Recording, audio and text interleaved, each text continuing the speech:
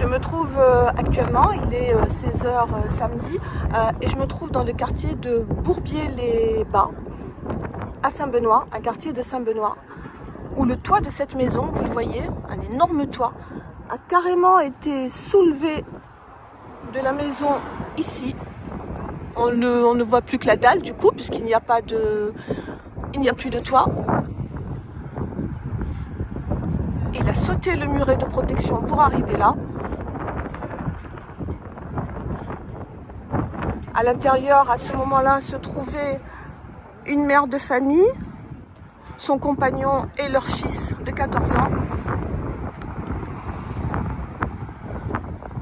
Très en colère, la mère de famille nous a expliqué avoir appelé à l'aide les pompiers en alerte violette.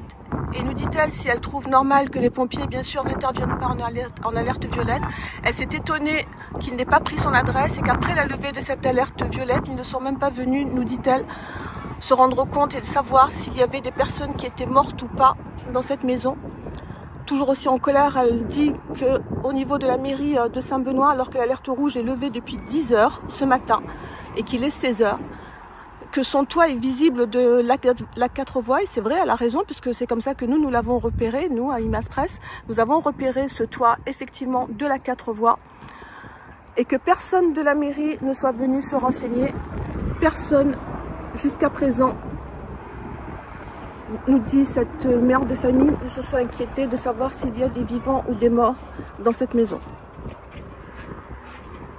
Je me trouve maintenant à l'intérieur de cette maison. À l'intérieur, dans le cas présent, est un bien grand mot, puisque vous le voyez, il n'y a plus de toit.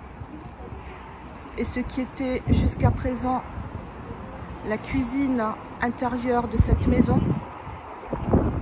est complètement à ciel ouvert. Tout est détruit, comme vous pouvez vous en rendre compte. C'est la même chose dans l'ensemble de l'habitation, les chambres, le bureau, la salle de bain.